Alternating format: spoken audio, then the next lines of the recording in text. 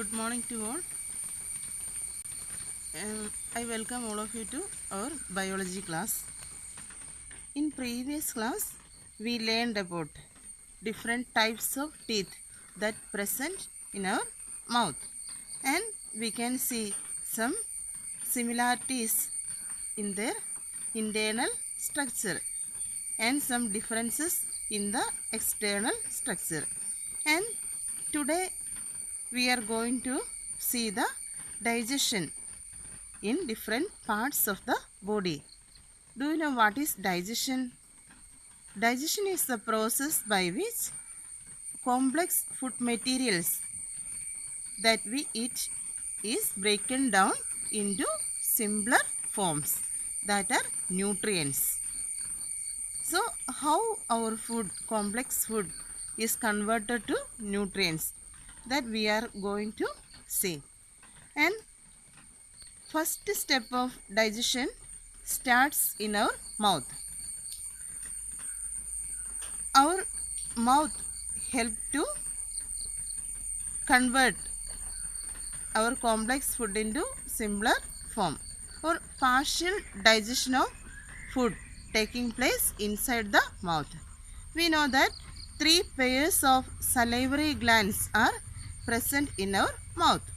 This salivary gland help to produce saliva. Saliva is a digestive juice, and 3 components are present in saliva. They are mucus, salivary amylase, and lysozyme.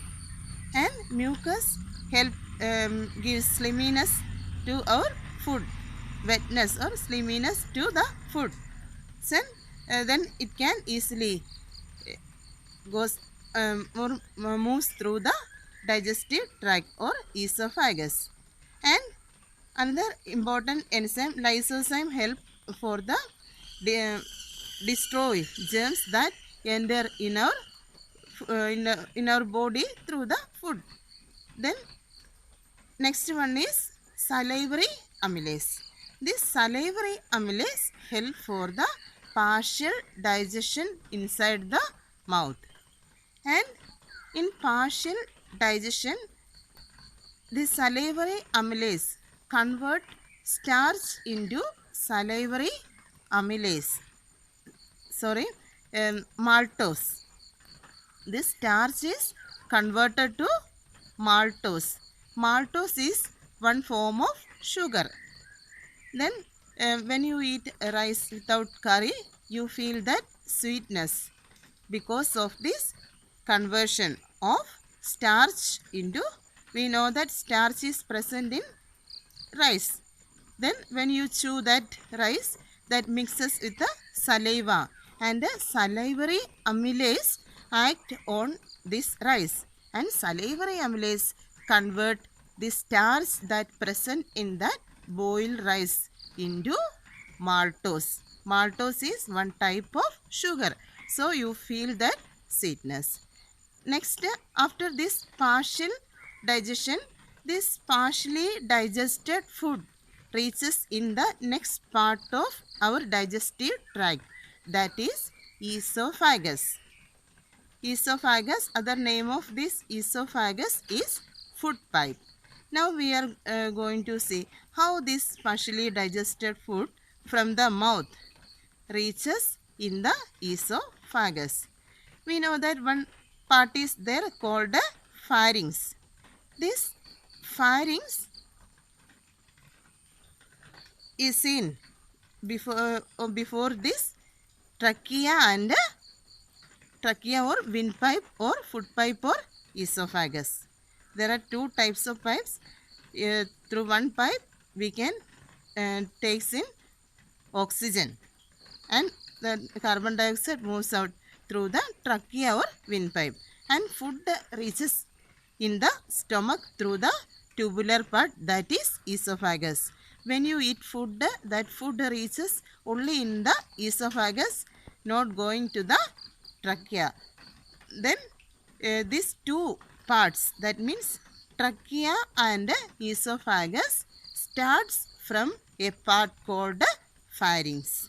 Now we are going to see how this happening. All of you look in the diagram that given in your textbook.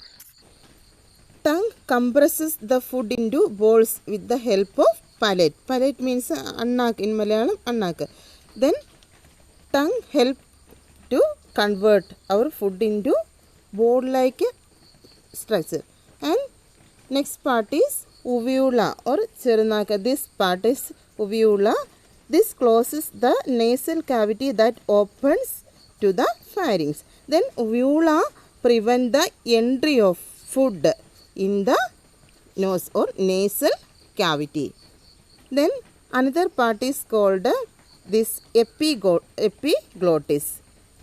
This epiglottis prevents the entry of food in the trachea. And another part is the posterior part. This is the anterior part of the tongue. This is the posterior part of the tongue. This posterior part of the tongue allows food to move over the epiglottis into the esophagus. Then these are the 4 important parts that prevent the entry of food in other parts, that means in nasal cavity or in trachea, and our food reaches in the esophagus. Once again I am repeating, this epiglottis, a very important part. Epiglottis prevent the entry of food in the trachea, and uvula prevent the entry of food in the nasal cavity. And with the help of the palate, annak, this tongue compresses food into balls, and this food reaches in the esophagus, and posterior part of the tongue allows the food to move over the epiglottis into the esophagus. In this figure 2.3 you can see peristalsis in the esophagus. We know that esophagus is the tubular structure, and we know that when a snake eats this frog, you can see that part is swollen part. Like that, here also you can see a swollen part. That means where is the food reaches, that part is swollen part, and that is changes.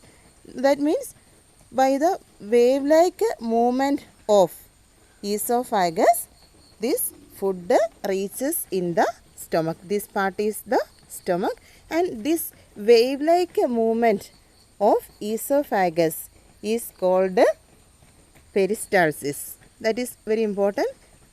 What is peristalsis? Peristalsis is the wave-like movement in the esophagus. As a result of this peristalsis or wave-like movement, this food can again digest and reaches in the stomach. Next day we will learn what is happening in the stomach. Thank you. Have a nice day.